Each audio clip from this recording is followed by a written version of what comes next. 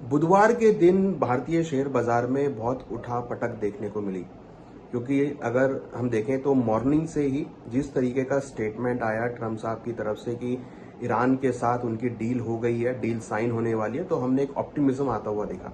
मगर भारतीय बाजारों में उठापटक देखने को मिली। अगर हम बात करें निफ्टी की, तो निफ्टी ने डे में करीबन 23,999 का लो बनाया और उसके बाद वहां से रिकवरी होकर करीबन 24,336 के लेवल पे क्लोज होती हुई नजर आई। करीबन 400 पॉइंट की रिकवरी हमने निफ्टी में आती हुई देखी और निफ्टी करीबन 1.25% के गेन के साथ क्लोज होता हुआ नजर आया। वहीं सबसे ज्यादा इंपॉर्टेंट रही बैंक निफ्टी, जहां पर हमने एक शानदार रिकवरी आती हुई देखी। हालांकि इंट्राडे में 54,590 के आसपास के लोज बनाए बैंक निफ्टी ने और ऊपर में करीबन 55,981 का पे क्लोज होती हुई नजर आई। तो अगर आप देखेंगे तो ऑलमोस्ट 1000 पॉइंट की रिकवरी हमने बैंक निफ्टी में आती हुई देखी। बैंक निफ्टी करीबन ऑलमोस्ट 3.25% के आसपास क्लोज होती हुई नजर आई। वहीं अगर हम बात करें सेंसेक्स की, तो सेंसेक्स ने भी करीबन 76,770 के आसपास के लोस बनाए और ऊपर में करीबन 77,958 ऑलमोस्ट 1.25% के आसपास गेन जो है सेंसेक्स भी यहाँ पे दिखाता हुआ नजर आया। मोस्ट इंटरेस्टिंग अगर हम बात करें तो रुपी है यहाँ पे, जिसने बहुत बड़ा कंट्रीब्यूशन किया मार्केट को लेके। यहाँ अगर हम देखें तो रुपी ऑलमोस्ट 0.5% के गेन के साथ 94.69 के आसपास क्लोज होता हुआ नजर आया। तो बहुत अच्छी रिकवरी हमने रुपी में आते हुए देखी।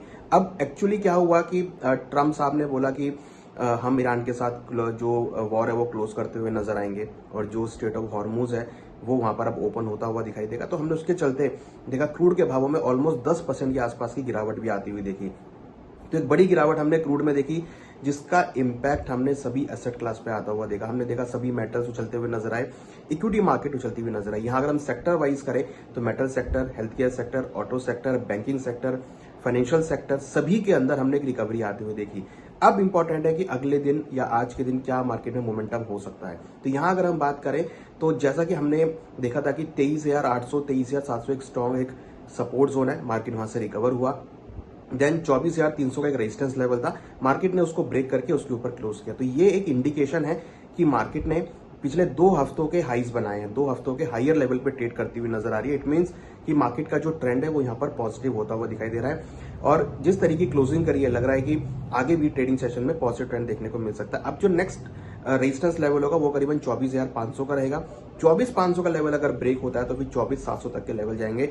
ये 24 से लेकर 25 के बीच में बहुत सारे रेजिस्टेंस लेवल है। मार्केट स्टेप बाय स्टेप ऊपर मूव करता हुआ नजर आएगा, मगर जिस तरीके से खरीदारी देखने को मिली है, जिस तरीके से सेक्टोरल इंपैक्ट आता हुआ दिखाई दिया है, लग रहा है कि भारतीय शेयर बाजार के लिए एक पॉजिटिव मोमेंटम दिख रहा है और आने वाले दिनों में ये मोमेंटम धीरे धीरे ऊपर की तरफ शिफ्ट होता हुआ दिखाई देगा।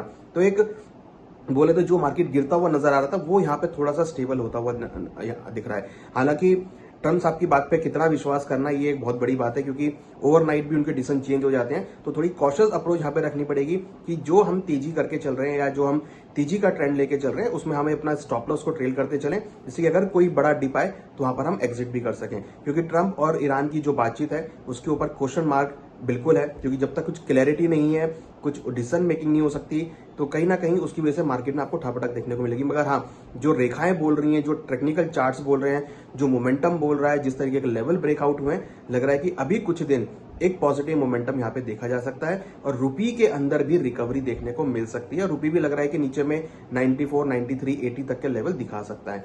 तो एक पॉजिटिव मोमेंटम बना है जो कि लग रहा है 1 या 2 दिन आगे भी जारी रह सकता है।